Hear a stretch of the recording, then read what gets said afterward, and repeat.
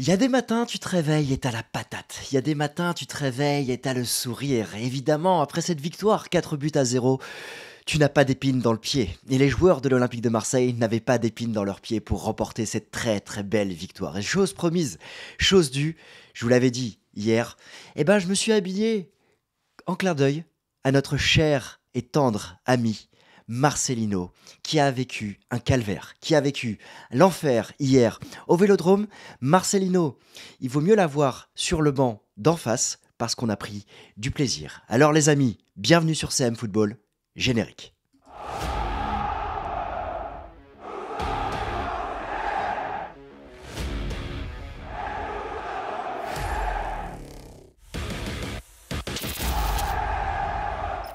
Les amis, je suis très heureux de vous retrouver ce matin pour analyser cette victoire 4 buts à 0 et très heureux de vous partager mon générique qui a été réalisé, qui a été sorti en exclusivité hier sur les réseaux sociaux, sur Instagram, sur Twitter, et je vous le partage aujourd'hui sur YouTube. Bienvenue sur CM Football pour cette analyse à froid d'après-match avec beaucoup de joie, beaucoup d'envie, beaucoup de bonheur et évidemment, on va se retrouver pour le traditionnel cri de joie.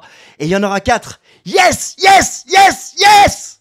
Quel plaisir de vous retrouver pour cette victoire. Ah là là là là, c'est si bon, on en veut encore.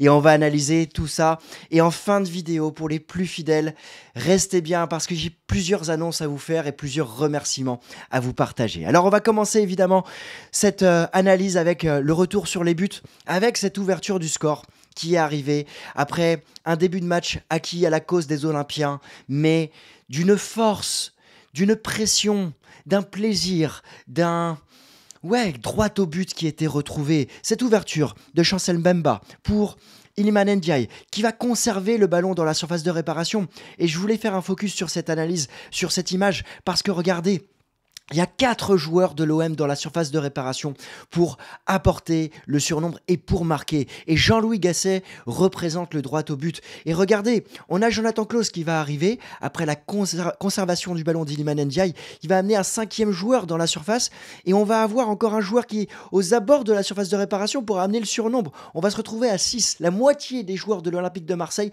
seront dans la surface de réparation pour répondre à l'ouverture du score de Jordan Verretou qui va apporter le surnombre et qui va confirmer une entame de match parfaite des hommes de Jean-Louis Gasset. On va avoir ensuite Amin Harit, 4 minutes plus tard, qui va faire progresser le bloc marseillais. Regardez le nombre de mètres qu'il va faire progresser avec le ballon au pied. Et après un relais avec Quentin Merlin, il va aller faire la différence parce qu'il va aller provoquer, rentrer dans la surface de réparation comme Iliman Ndiaye quelques minutes avant. Et là, il a le choix. Soit il va chercher difficilement Ismail Assar dans l'axe, entre le point de penalty et les 6 mètres, soit il peut centrer en retrait pour Pierre-Emerick Aubameyang ou Iliman Ndiaye. Il a plusieurs options. Et ça va amener la pression sur le côté du bloc de Villarreal qui va craquer et qui va prendre ce but très rapidement, ce deuxième but de l'Olympique de Marseille. On va se retrouver quelques secondes plus tard avec cette passe. Regardez cette passe léchée de Jordan Verretou qui va éliminer 3 joueurs. 3 joueurs, puisqu'Amin Harit va se retrouver avec le ballon face au but, dans le sens du jeu, contrôle orienté. Il va lancer Ismail Assar. Et ce que j'aime dans cette occasion, dans cette phase de transition, c'est la faculté qu'a Ismail Assar, dans sa première touche de balle, de se mettre dans le sens du jeu et d'amener le ballon directement dans la surface de réparation. On a Ismail Assar qui peut être brouillon parfois, mais qui arrive avec Jean-Louis Gasset à retrouver des performances de très haut niveau et il va obtenir un penalty indiscutable, même s'il a été discuté par l'arbitre et le VAR. Et là, on va avoir un Pierre-Emerick Aubameyang. On ne le voit pas sur cette image, on ne le voit pas parce que c'est une image arrêtée, mais du stade, j'arrêtais pas de dire aux joueurs quand ils rentraient dans la surface de réparation, respire, respire, respire. Et il a une bouffée d'oxygène qu'il prend avant de prendre son élan pour tirer ce penalty qu'il va transformer parfaitement, même si Pep Reina va partir du bon côté. 3-0, la messe est dite juste avant la mi-temps. Une mi-temps parfaite des hommes de Jean-Louis Gasset. Et ensuite, en deuxième mi-temps, Encore une fois, phase de récupération haute par Geoffrey Kondogbia, projection vers l'avant. Et là, ce qui va être intéressant d'observer, c'est l'œil d'Amin Harit, mais également l'œil de Pierre-Emerick Aubameyang qui va toujours, et ça je le vois en direct, se mettre sur la ligne d'Aïssa Mendy qui est en bas de l'écran pour ne pas se retrouver hors jeu. Et là, ce qui va être aussi intéressant à observer, c'est Amin Harit. On peut imaginer qu'il va mettre le ballon dans les pieds de Pierre-Emerick Aubameyang. Non, il va fixer les défenseurs et mettre le ballon entre les deux défenseurs pour que Pierre-Emerick Aubameyang, sur sa première touche, ait son regard. Observe la position de Pep Reina. Il le dira à l'issue de la rencontre. Il a fait exprès. J'ai envie de le croire. Et ça rend le but encore plus beau parce que cette balle piquée qui finit dans la lucarne, on a l'impression que c'est un centre raté pour Iliman Ndiaye au second poteau. Ça fait but et ça fait une pépite. Waouh, 4-0. Magnifique performance des hommes de Jean-Louis Gasset qui se rendent le match évidemment beaucoup plus facile. Rien n'est fait, mais bon, on peut se dire qu'on a quand même un pied, un quart en quart de finale de l'Europa League. Mais on le sait, il y a des clubs qui rêvent plus grand, il y a des clubs qui se sont fait éliminer face à des clubs espagnols après un 4-0 à domicile. Alors, on va rester humble, on va prendre le temps de profiter. Mais on va se concentrer aussi très rapidement sur Nantes et on va aborder la phase retour avec humilité parce que le premier quart d'heure sera décisif, évidemment, du côté de Villarreal. Alors, qu'est-ce qu'on peut dire sur Jean-Louis Gasset ? On peut dire qu'on a kiffé, que les buts, c'est comme du ketchup. Une fois qu'on déverrouille le bouchon, bam, ça sort. Et l'image est belle. L'image est très belle parce que il est serein, notre ami et notre papy Gasset. Il est serein et il apporte beaucoup de joie. Il apporte un football offensif. Volontairement, j'ai voulu vous montrer d'autres phases de jeu qui ne se sont pas terminées en but. Là, il y a 2-0 pour l'OM. On a Pierre-Emerick Aubameyang qui va presser avec Amin Harit. Regardez, les deux défenseurs espagnols sont pris à la gorge. Aubameyang récupère le ballon et lance Iliman Ndiaye. Et le petit prince, j'ai envie de lui dire, respire, parce que là, il faut fermer le pied. Et il y a un joueur de la capitale qui arrive très bien à fermer le pied. Et là, s'il ferme le pied, je pense que Pep Reina encaisse le but. Et il cadre, évidemment. Mais là, il doit mieux faire pour moi, Iliman Ndiaye. J'ai pas été dur dans le stade vis-à-vis de lui à ce moment-là. J'ai été plus dur sur cette phase-là, mais j'ai revu mon jugement sur mon avis, ma réaction, parce que là, certes, il contrôle. On peut se dire, en phase arrêtée comme ça, il doit mieux faire. Il y a quand même 3-4 joueurs en face de lui. Ça va très vite. Oui, on peut se dire qu'il doit mieux faire, mais ça va très vite, ça monte très vite sur lui. Il y a 3-0 à ce moment-là. Difficile pour lui de trouver l'angle qu'il faut par rapport à la première occasion. Donc, du stade, j'étais plus dur avec lui sur cette deuxième occasion. À froid, j'ai envie de dire qu'avec plus de respiration sur la première occasion, il doit fermer. Mais ça amène aussi cette réflexion qu'a Jean-Louis Gasset d'amener du football offensif. Encore une fois, on a 4 joueurs dans la surface de réparation adverse. Et là, c'est sur le coup franc amené par Jordan Verretou. On a Chancel Mbemba qui va mettre la tête. Ismaïla Sarr qui va avoir une double frappe sortie par Pep Reina. Je sais qu'on en a discuté avec beaucoup de supporters dans le métro en rentrant. Oui, on aurait pu marquer un 5e but. On jouait à 11 contre 10. On va pas faire la fine bouche non plus. On va profiter. Il y a un gardien en face. Le gardien, il est là pour faire des arrêts. Donc bon, on peut pas marquer à chaque tir cadré non plus. Faut relativiser et savoir aussi se satisfaire d'un 4-0 face à Villarreal. On aurait dit ça hier matin, je pense qu'on aurait tous signé. En tout cas, c'est une excellente performance avec un 4-4-2 en losange, encore une fois, qui était appliqué par Jean-Louis Gasset. Alors, c'est assez déstructuré. Du stade, je voyais plusieurs phases de possession, plusieurs phases de jeu. Là, on se retrouve ici avec l'OM qui est positionné en 4-1-4-1. C'était en tout début de rencontre. Ce 4-1-4-1 qui a gêné la phase de relance de Villarreal et qui a empêché de ressortir bien le ballon, et on avait un Iliman Ndiaye qui était positionné très haut. ce qui a pu changer au fur et à mesure de la rencontre, puisqu'une fois que l'OM a mené, on a retrouvé Pierre-Emerick Aubameyang et Ismaïla Sarr qui pressaient plus haut. Et cette diversité tactique, elle me plaît. Et quand tu vois le schéma et la position moyenne des joueurs sur le terrain, encore une fois, je vous le répète régulièrement, sur les 4 derniers matchs de Jean-Louis Gasset, on a un Pierre-Emerick Aubameyang qui est plus dans l'entrejeu et toujours son acolyte devant. Aujourd'hui, Ismaïla Sarr, qui se retrouve très très haut sur le terrain. Et cette combinaison, on la retrouve souvent. Et là, il y a un déséquilibre organisé, je trouve, avec Quentin Merlin un cran plus bas. Il avait dans ses pattes un Baena en première mi-temps et un Comache qui l'ont gêné.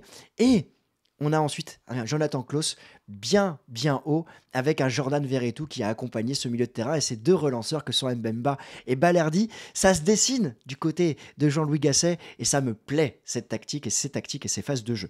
Concernant les changements, on a un Jean-Louis Gasset évidemment qui a utilisé tout son banc et qui a fait des changements assez rapides, notamment pour Iliman Ndiaye et Jonathan Klaus, sortis pour faire rentrer Bamo Meïté et Azzedine Ounahi. Le score était de 3-0 ou de 4-0 à ce moment-là déjà.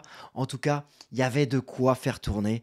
Et il y a de quoi être satisfait, vraiment, de cette performance. Passons aux notes des joueurs. Alors avec l'équipe et avec la Provence, je trouve les notes relativement justes, globalement un peu dures. On va les passer ligne par ligne. Un peu dur pour Kondogbia, je vais y revenir. Pour la ligne défensive de l'Olympique de Marseille, 5 ou 5,5 pour Pau Lopez, c'est pas anodin. Il n'a pas eu un tir cadré. J'ai toujours senti Pau Lopez investi vis-à-vis des équipes, de ses coéquipiers. On l'a senti remobilisé, notamment à Minarit, ou lui donner des directives à un certain moment de la rencontre et on sent que le groupe vit très bien. Concernant la ligne Balerdi, Mbemba, Klaus, globalement d'accord, avec plutôt un accord avec la Provence, 7,5 pour Jonathan Klaus qui est passeur décisif. Et sinon, Quentin Merlin est un cran en dessous parce qu'il y a du déchet dans ses centres.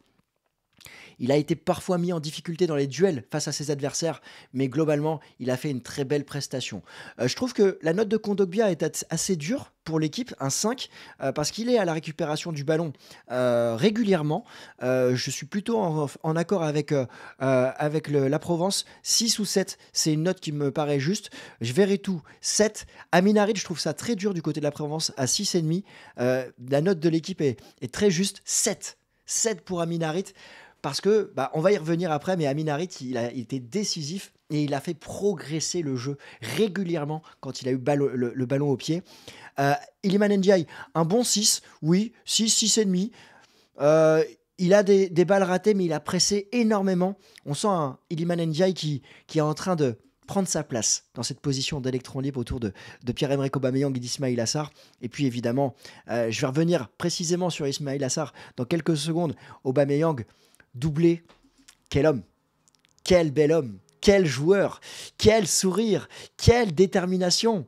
C'est magnifique d'avoir un attaquant de cette trempe-là et l'OM a beaucoup de chance et on a beaucoup de chance et il faut en profiter parce que c'est un homme décisif pour l'Olympique de Marseille.